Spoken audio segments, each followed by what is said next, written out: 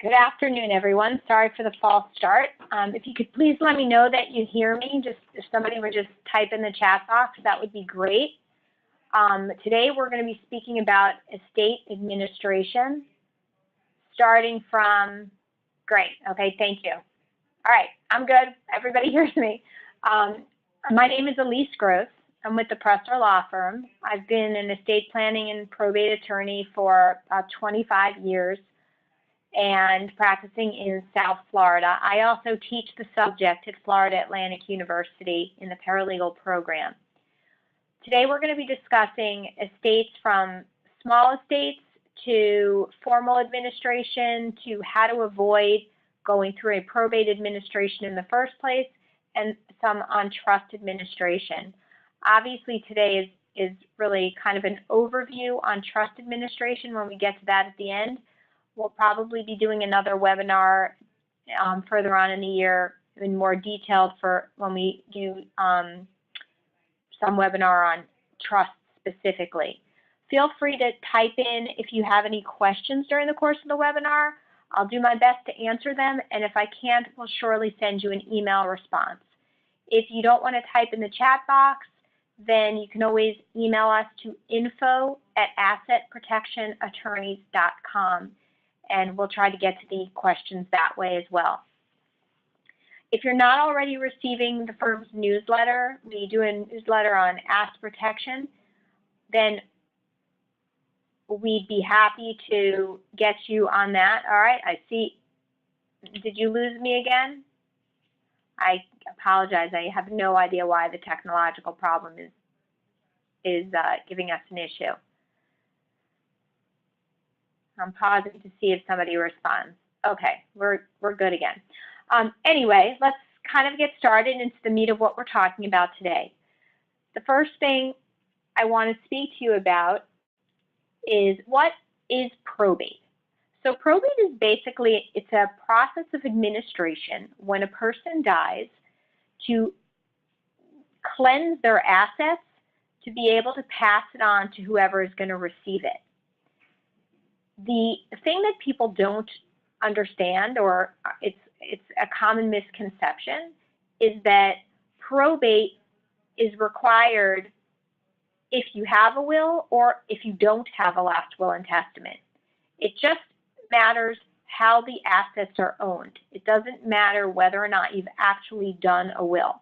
So let me give you some further on that one. If I die and I have a bank account and it's in my name, then in order for that account to pass to somebody else after I die, if there's no beneficiary listed on the account and there's no co-owner with a survivorship right, it has to pass through the court process of probate. When it passes through that process, where it goes is going to be dependent on whether or not I had a valid last will and testament, or I don't have a valid last will and testament, in which case we're going to follow whatever the state law is as to who inherits my assets.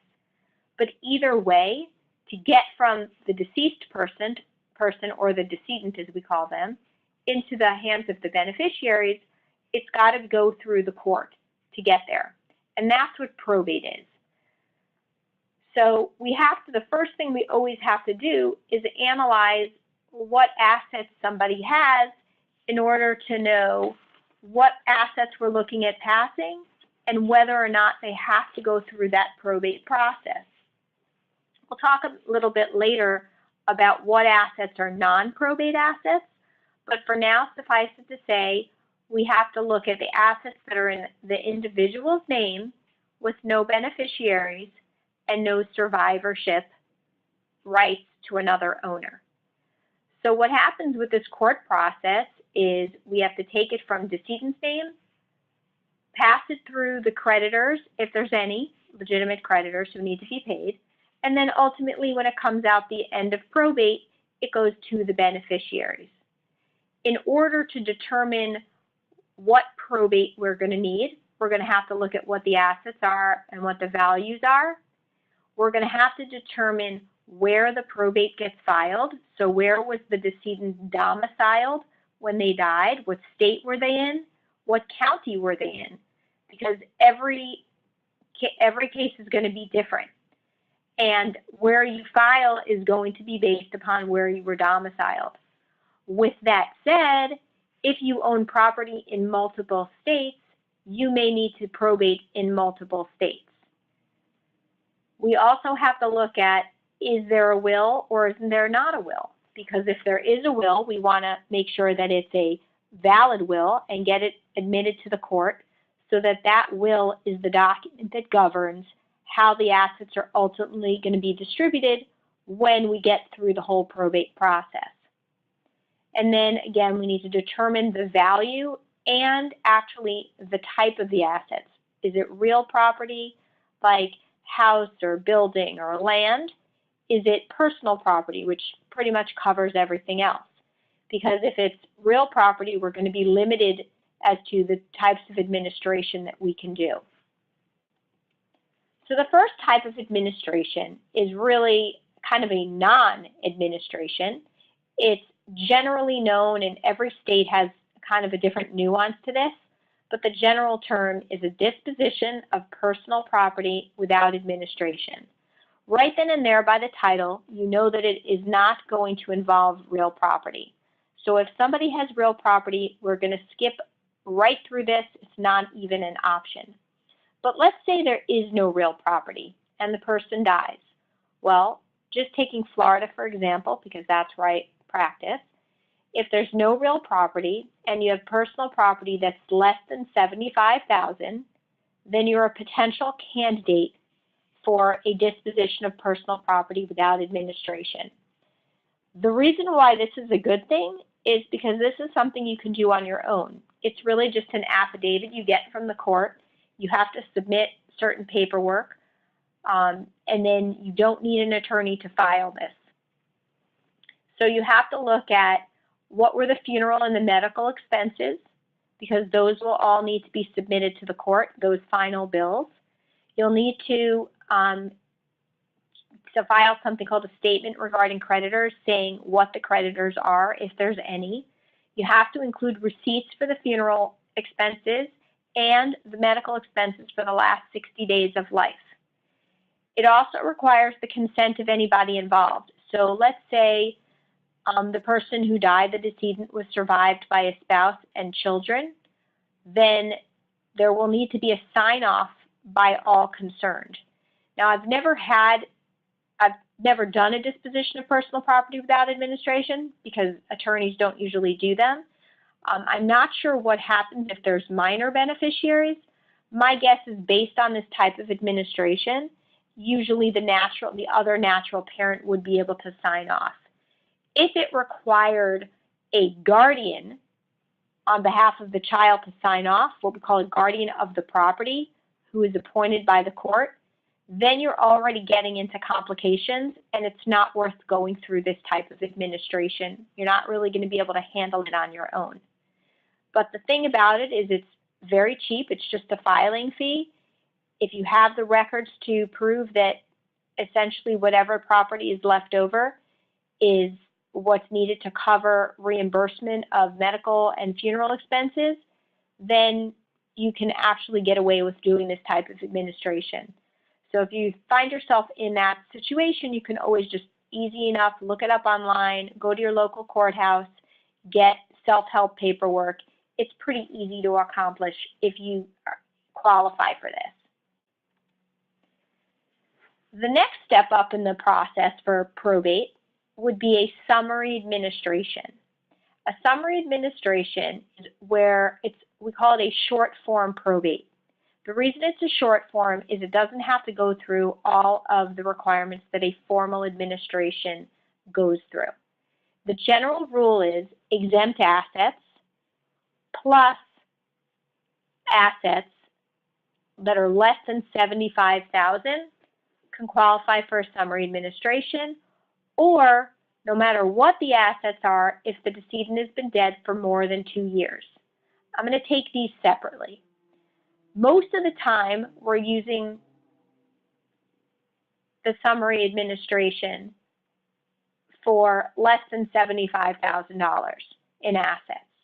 The reason is not everybody wants to wait 2 years to file an administration in the first place. So that's why we don't usually see it, except if it's a few years down the road, somebody's been gone and now they find an asset and they want to probate it. But usually you're doing it because it's a smaller estate. It can be any type of property. Exempt assets means certain furniture and furnishings and your homestead. So if you are a Florida resident and you own a home and you die and you're the only one listed on their home, that can be qualified as homestead under Florida law, and that is an exempt asset. So even if your homestead is worth $1 million, if the rest of your assets that have to go through probate are less than $75,000, you can still do a summary administration. In fact, the majority of the summary administrations that I do are for people who have trusts and have some minimal assets left in their own name, and they have a homestead. So you can submit the summary administration along with your petition to determine the homestead, and as long as you qualify for under $75,000 in the other property, a summary administration will work. Summary administration can be done whether there's a will or there's no will. The way the administration will work is you do need an attorney to do this. You submit a petition after you've admitted the will, and you do it simultaneously with the submission of the petition for summary administration. The petition says exactly what the assets are and who will be receiving them and in what percentage or in a dollar value. So the petition you submit gets submitted actually with a corresponding order, and it can all literally be done at one time. So what happens is now with Florida, what we do is we e-file. So we would e-file our petition, we would e-file the will, the death certificate, and sometimes we have to do a paid funeral bill because they need to know that the funeral has been paid for. And sometimes they ask for a zero balance on medical bills for the last 60 days. And then we submit that, and then you can, depending on what county you're in, you can go on motion calendar and go to the judge and get the order signed. A summary administration can be done in a couple of weeks as long as you qualify. With that said, if there's a problem with the will, that's going to be a delay. If you don't have all the beneficiaries signing off with either joining in that summary petition or signing a waiver, then you might have a problem and it might be a delay. The other thing that might cause a delay would be if your judge requires a publication to the creditors. So sometimes you can do a summary administration where you can say there's no creditors, and the judge will, assuming there are no creditors, you obviously have to be honest about it, and the judge will sign the order. And the understanding is, under the statute, once you take assets under a summary administration, if you haven't followed the creditor process of publication, then the recipients of the property can be held liable to the creditors to return that money to pay creditors within 2 years after the decedent died. So if you do not want to worry about that happening, and you think there might be creditors out there, you may want to just go through the creditor process anyway, which is publication. We'll talk about it in the formal administration part. And once you've dispensed with the creditors, then the estate can just be distributed out by an order of summary administration.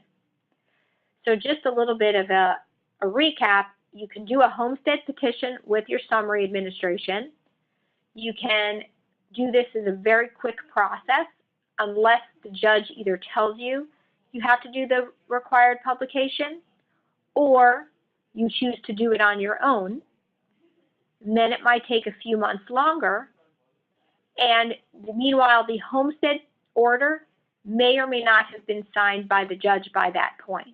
Again, it's going to be very individualized to the judges, the counties, and whatever state you're in. as to how they handle that. The other thing that's interesting about the summary administration is that there's no personal representative appointed in the summary administration. So sometimes that is a hindrance. So you have to be very careful. If there's assets that you can't deal with because a personal representative is needed, then you may have to go for a formal administration in that case to get somebody appointed. Next, I want to tell you about formal administration, which is really the most common type of probate administration. It's the one that people complain about the most. Formal administration is a process where you absolutely must hire an attorney, and the attorney is going to direct everything that you have to do, that the personal representative has to do for the administration of the estate. Once the attorney is hired by the person who is either named in a will as the personal representative or by somebody who just wants to open the estate and who's a beneficiary under either under state statute because there is no will or under the will itself, then they go through the process of putting together all the formal documentation to file an estate. First, what they have to determine is the formal administration appropriate, which generally it is, and if that's the appropriate, is there a will? And if there's a will, does the will appear valid? And when I say that, it's because we don't have a valid will until we have it approved by the court and admitted by the court. So we can assume something is valid, but until the court has signed an order admitting will, it's really not 100% sure. So assuming you have a valid will because it looks fine on its face, you would submit the will along with the initial documents to get the personal representative appointed. In order to do that, you either have to have consent by all beneficiaries, or you need to have sent the beneficiaries what we call formal notice, which gives them 20 days generally to respond and either complain and file a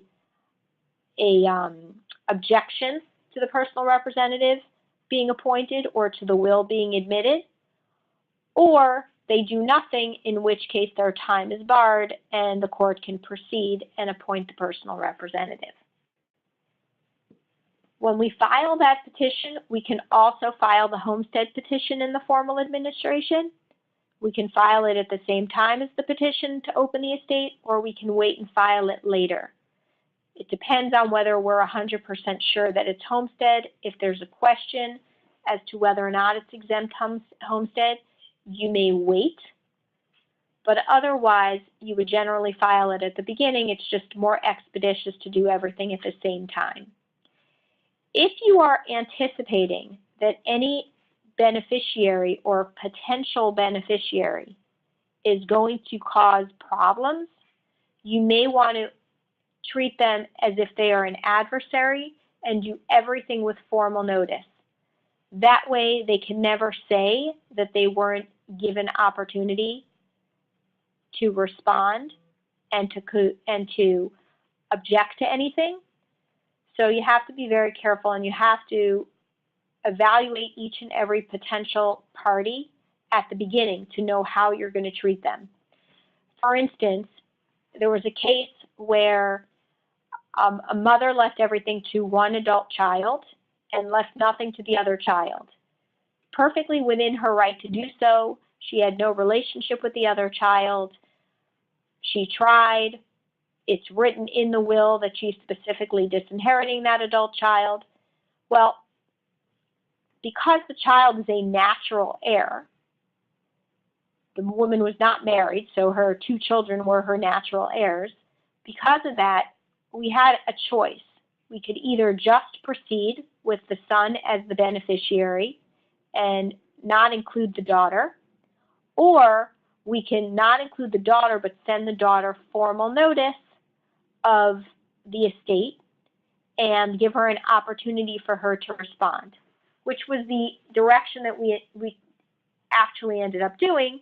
And the reason was, if you don't do that, then you've got to worry that within 2 years, the daughter could come back and then object even after the estate was administered. So it was better to just cut everything off and know what her actions were going to be. The devil you know better than the devil you don't.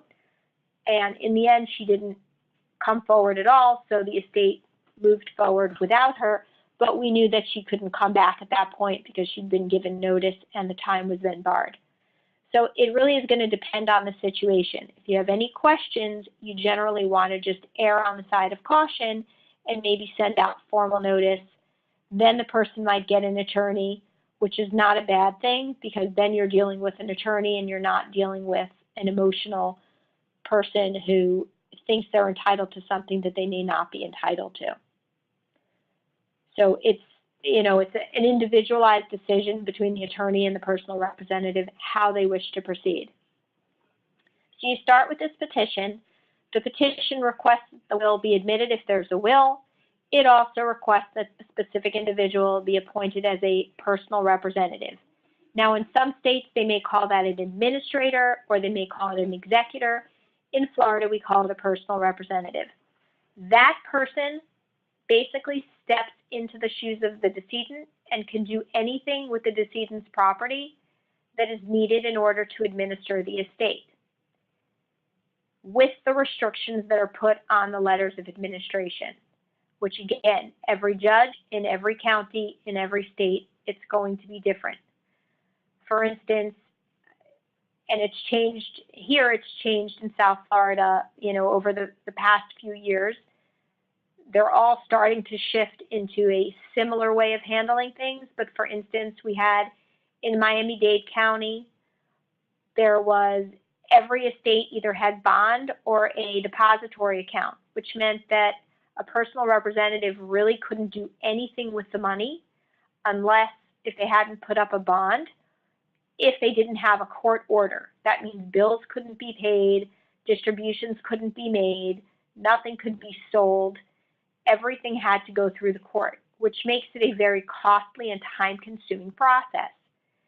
With that said, it's also a way of safeguarding the assets, because then the personal representative is unable to abscond with them and misspend them.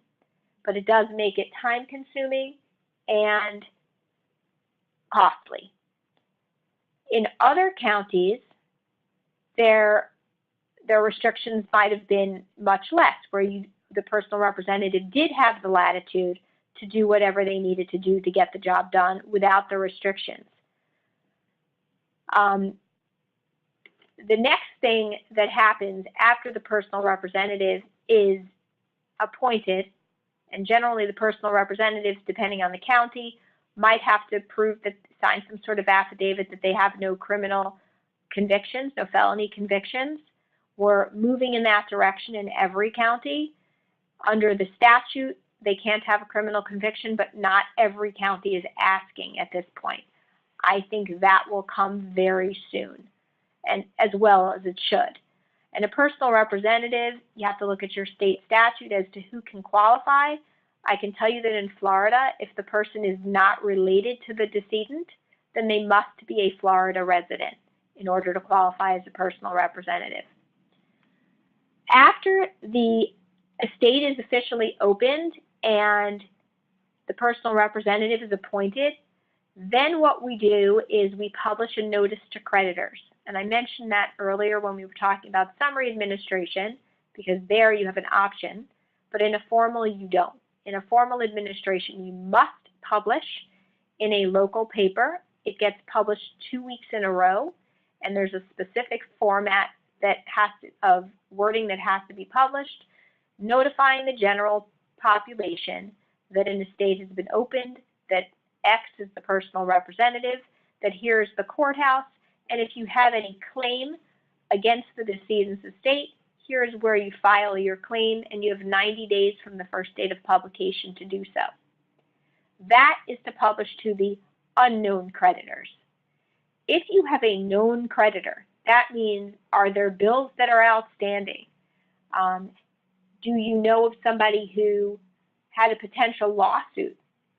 Those people have to get specific notice, and they get that notice to creditors sent to them via certified mail with that green card to be returned so that you can prove you sent it.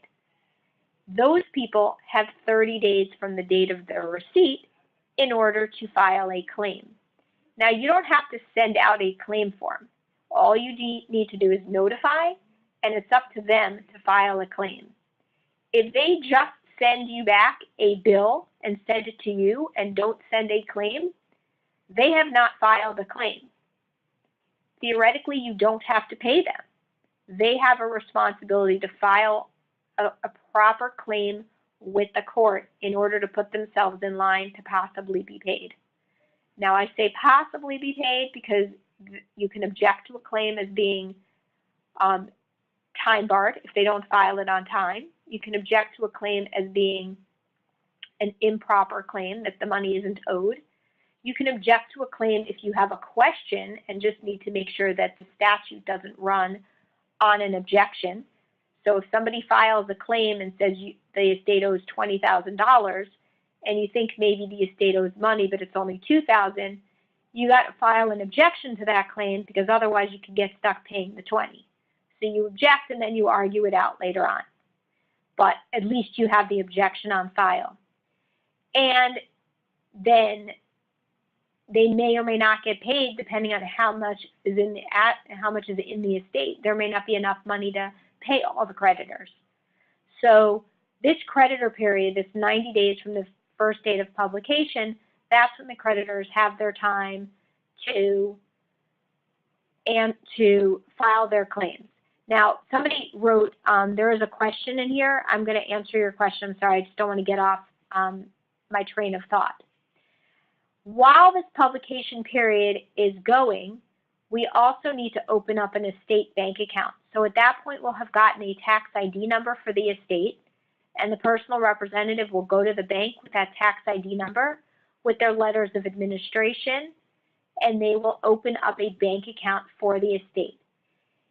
If the judge has put a restriction on the funds and requires a depository account, then it becomes not only an estate account, but it becomes a restricted depository account. And those are red flagged, and no money gets in or out of those without a court order. So it's going to depend on what the judge's requirements are for the estate account. If there are no restrictions, then the personal representative gets checks, and the personal representative can move forward and handle all administration expenses, paying the attorney, paying the accountant, paying any bills associated with any real property, doing whatever is necessary to handle the estate. They do not pay things like credit card bills and medical bills or anything like that. Those have to go through the creditor period and the process. Administrative expenses can be paid. So if there's a piece of property, you need to be paying the utility bill. That's not something that has to be claimed. That's just a typical administrative expense. That bank account can only be used by the personal representative. Sometimes checks that come in the name of the decedent alone need to be reissued to the estate of. Other times the bank will accept the check and deposit it into the estate account. That's a bank-specific item, and sometimes it's even branch-specific. So I can't tell you that if you find a check, if you're the personal representative and a check comes in for, for $3 or for $5 or for $500 and it's in the name of the decedent, I can't tell you you won't have to have that check reissued to the estate of. I've had to do it many times, and I've also had cases where the bank, if you have a relationship with the bank, they might be willing to deposit the check into the estate account if it's just in the decedent's name. It's a hit or miss. The other thing you'll want to be doing during this time is checking the unclaimed property site for whatever state the decedent has lived in. So if somebody relocated from New York, lived in New York, moved to Florida, you're going to want to check New York and Florida's unclaimed property sites to see if there's any unclaimed property, because now is the time to try to claim that property. With that said, that process can be easy or it can be extremely tedious. Sometimes what's on the unclaimed property is so minimal that it's going to cost more in attorney's fees to get it claimed.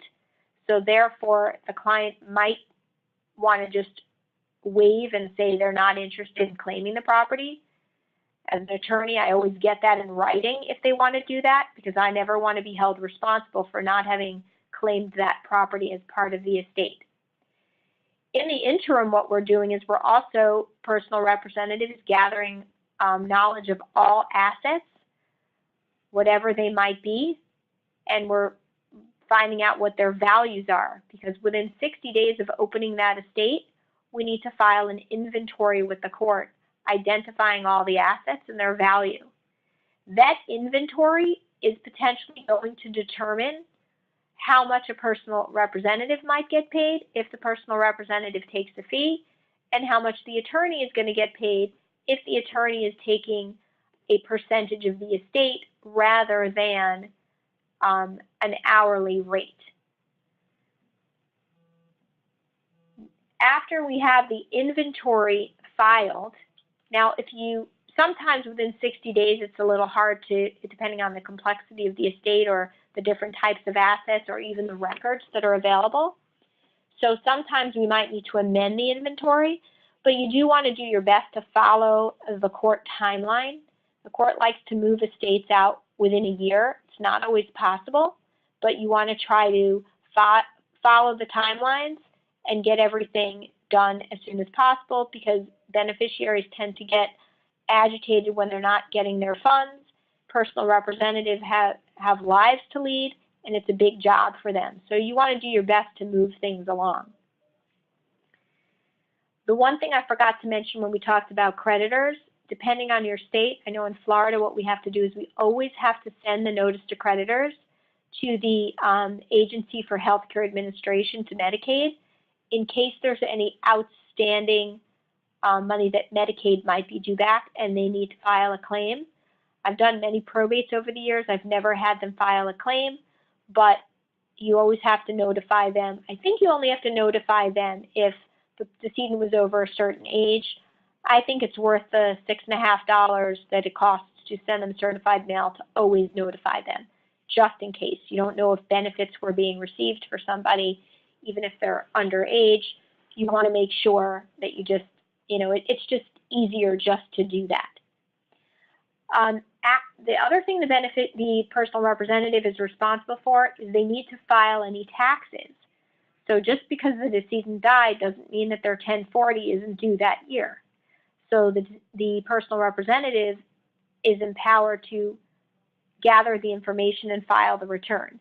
Hopefully the decedent had good records and the personal representative knows who the CPA was, who was handling tax returns, so at least that person would have some better knowledge than the personal representative to be able to file that return on behalf of the decedent. Depending on what's in the estate and if there's income being earned in the estate during the administration, there might be an income tax due for the estate itself under the tax ID number for the estate. That is going to be dictated by the CPA. And also, and kind of beyond today's scope, but if the assets of the estate exceed the federal estate tax exemption, then there might be an estate tax return of Form 706 that needs to be filed. So getting together with the CPA at the beginning is very important for the personal representative and the attorney representing the estate to make sure that all returns are properly filed, because the personal representative takes on the liability for this.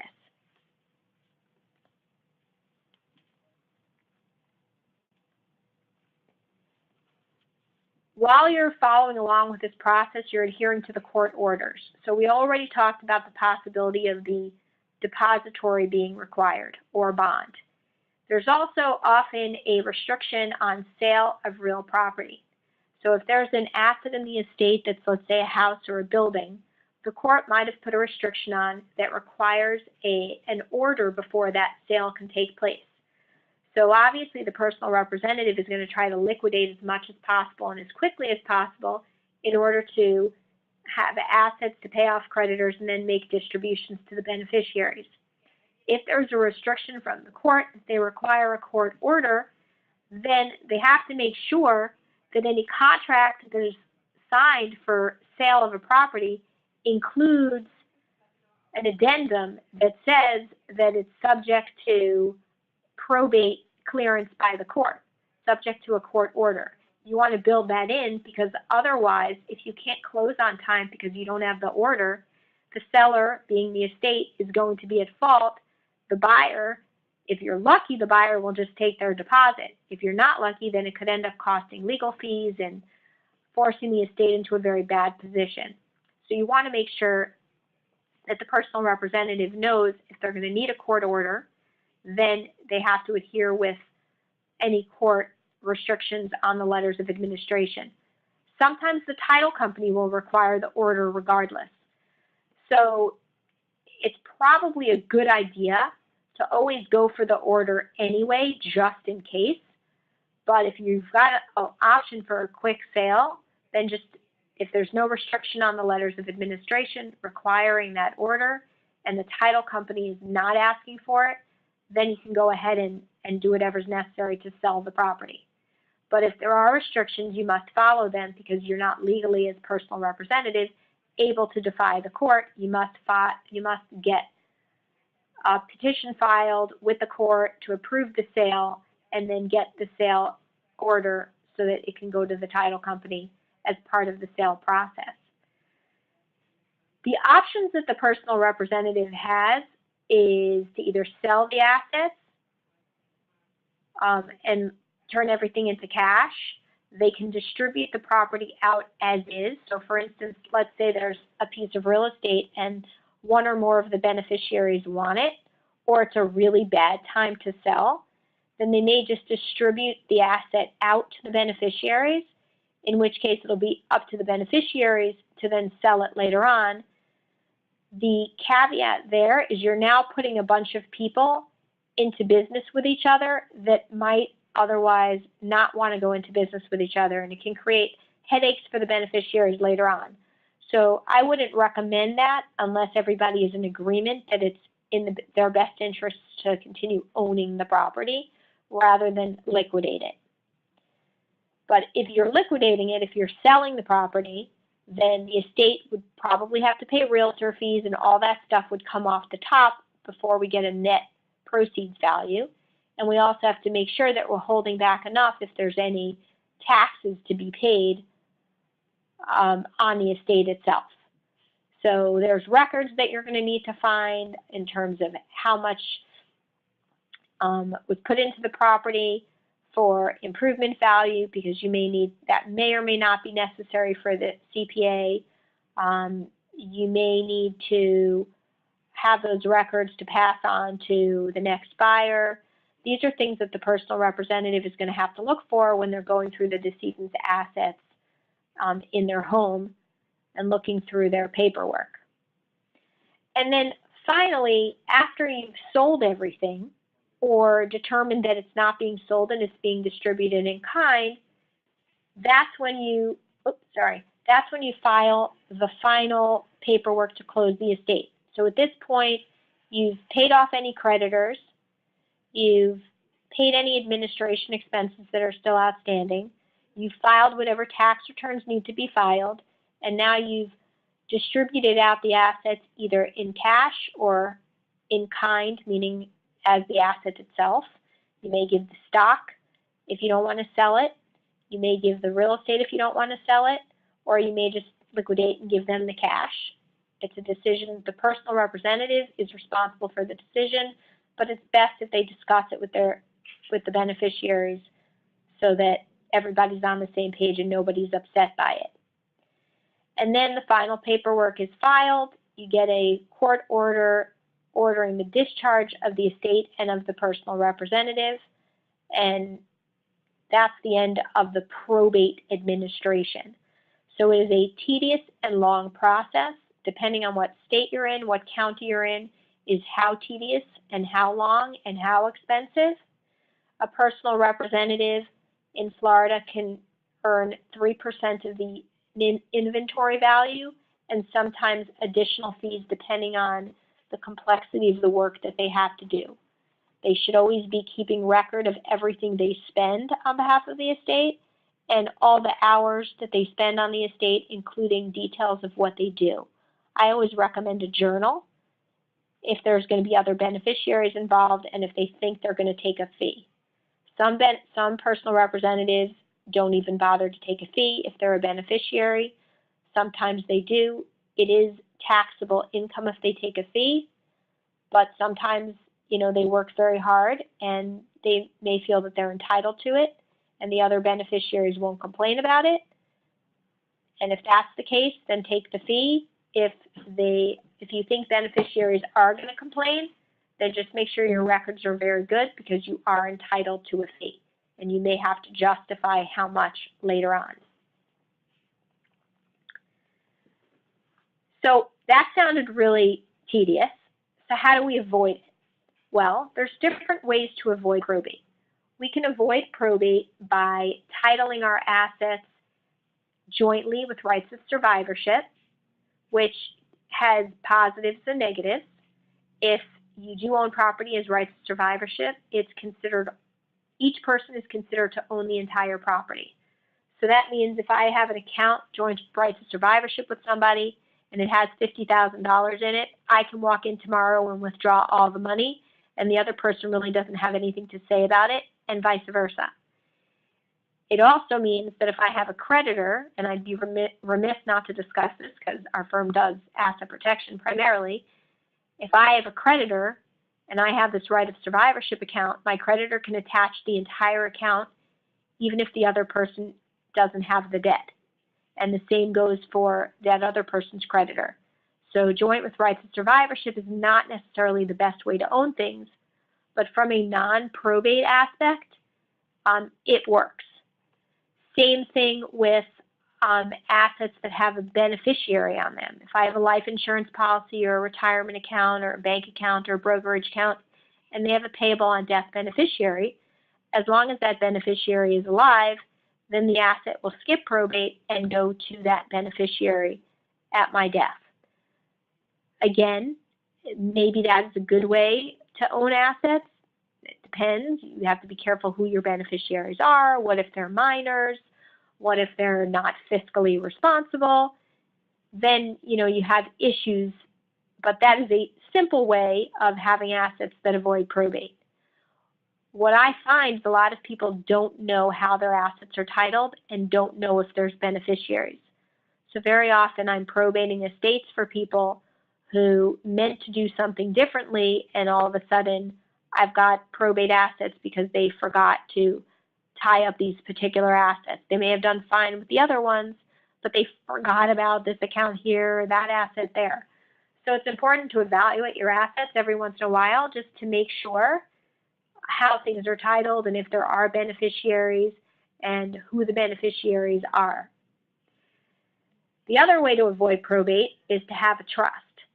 And trust is basically a document which changes the title of assets where instead of you being an owner, you are now the trustee of the property in charge of the property to manage it on behalf of the beneficiaries. If you create what we call a revocable trust, you are not only the person who created the trust, you are the trustee and you are also the beneficiary while you're alive. At your death, because the assets are not owned by you as an individual, they don't have to go through probate. So that is the best of both worlds. You avoid probate and your assets are then either tied up in trust if that's what you want, or they could later be distributed, but you're going to avoid probate. It'll help if you have minor beneficiaries to have it in trust. It'll help if you have fiscally irresponsible beneficiaries to have it in trust. It'll help if you don't want your assets just to go immediately at your death, rather to be delayed, to be passed through multiple generations. There are so many options that you can have if you put them in trust, but from the basis of today's webinar, it's definitely a probate avoidance tool to have assets in trust.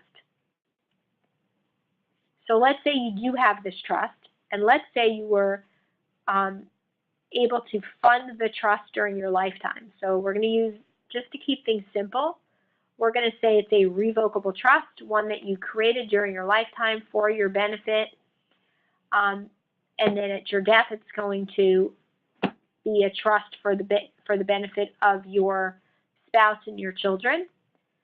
If you have put all your assets in trust, then there will be no probate at your death, and then you're only dealing with a trust administration. So it'll be a lot cheaper and a lot simpler at your death, and more importantly, it's more private because your will had to be submitted to court and it becomes part of a record, not necessarily available to the general public, but it is accessible to those who need to see it in the court and can be subpoenaed. The trust itself would not be part of a court record, so nobody really needs to know who your beneficiaries are. With regard to creditors, though, what a lot of people don't know is if you have a trust, you still have a responsibility. The beneficiaries are going to have to pay creditors if the money is distributed out of a trust within 2 years of the decedent's death. So what a trustee can do, and it's probably recommended, is that they file a notice to trust with the court and they publish a notice to creditors in the newspaper just like you would for a formal administration, and then they deal with the creditors. That way, the creditors are time barred if they don't respond within the 90 days, and the trust can be fully administered, and they don't have to worry about anybody coming back. Even though there was no probate process, you can still dispense with those creditors by following that one part of the probate process. If there's no estate opened with the court, tax returns still have to be filed. So now it will be the trustee who files the final tax returns. And depending on the provisions of the trust, there might be trust tax returns that have to be filed annually. They need to work with the CPA to make sure that they're complying with anything they need to comply with, whether or not there's an estate tax return. That has to be handled. There's generally minimal to no attorney involvement with a trust if it's a relatively simple estate, but the trustee often will come into an attorney when the person dies just to kind of go over what their responsibilities are and what they need to do to make sure that they don't miss anything and to make sure they're, covering themselves from any liability. Okay, so I want to thank everybody for being on today's webinar. And if you have any topics that you'd like to hear about, whether they're on estate planning or asset protection, we would love to hear from you. I am going to respond to this question, but I know we're kind of over on time. So I will respond directly on this, and I thank everybody for coming to the webinar today, and feel free to reach out if you have any other questions.